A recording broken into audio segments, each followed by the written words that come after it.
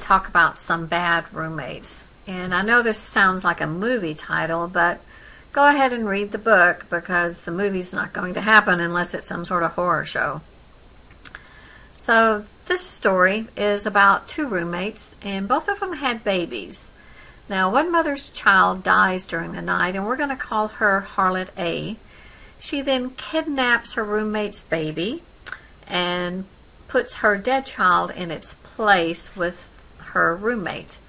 Now, the next morning, the roommate, we're going to call her Harlot B, realizes the switch was made. Now, Harlot A denies the switch and tells her she's crazy and that the dead child is her child.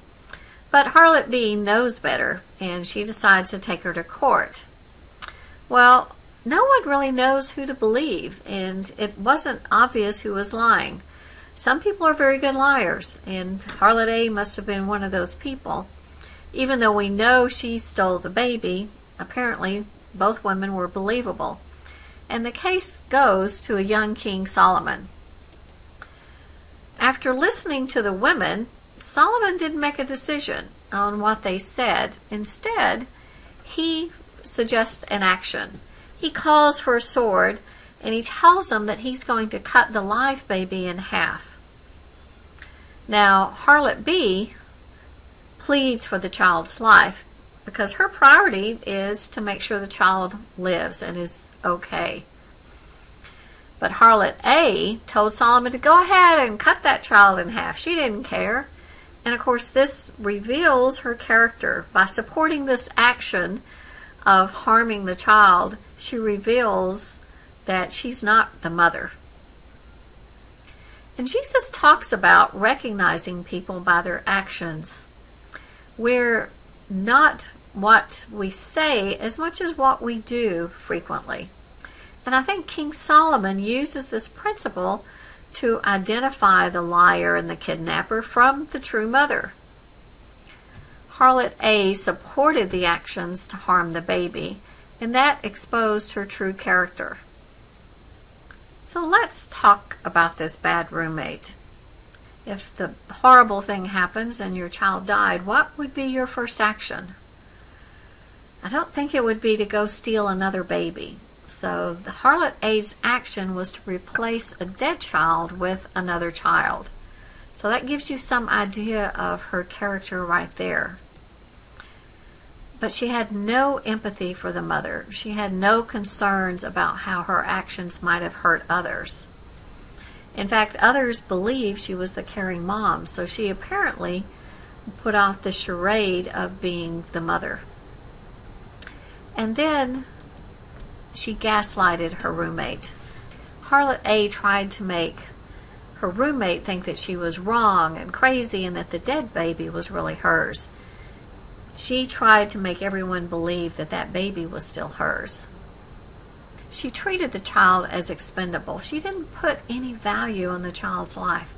So that's the kind of character we have in this roommate.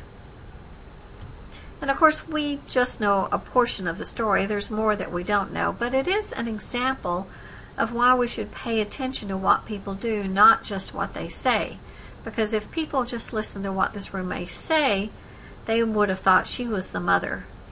But by seeing what she did, we understand what she truly was like. And that's what Solomon did to identify her character. He put her in a situation where she supported actions that revealed what kind of person she was. And I know we want to give people the benefit of the doubt, but we should also be as wise as serpents in understanding others. So we need to watch their actions. What do they do? What kind of things do they support? And that helps us understand more about the people. Our second roommate story is in 2 Kings 6. Now, there was a famine in Israel, it's called Samaria, and food was pretty scarce. Now, on top of the famine, the king of Syria had besieged the area, and the Bible talks about that the famine was so bad that dove's dung sold for 5 shekels of silver. So people in the city were literally dying of starvation. Now, the king of Israel was walking around the city on the wall to, I guess, see where the battle was going. or the siege. And this woman yells up to him and asks for some help.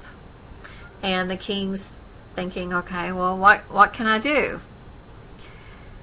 So we're going to look at what she does. So let's take a minute and read what she tells the king, because this is so bad it's hard for me to grasp.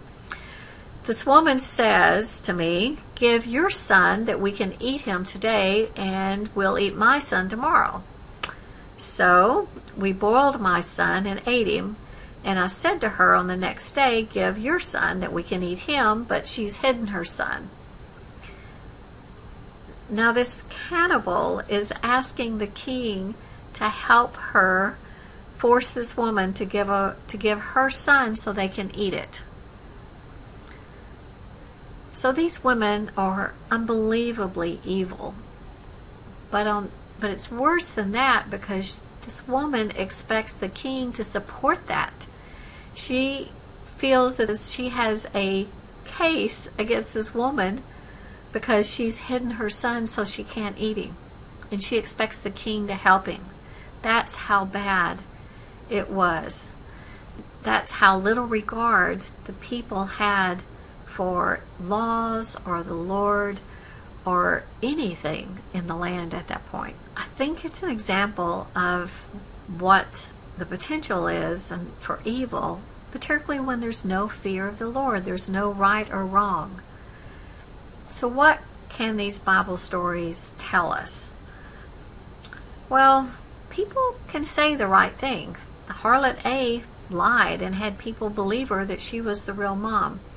It took Solomon to show her actions that really revealed her character. So I think it's important that we know people by their actions and that we watch for that, and we don't necessarily just go on what people say, but we also go on what they do. Are they doing the right thing? Let's pay more attention to that than what we want to hear.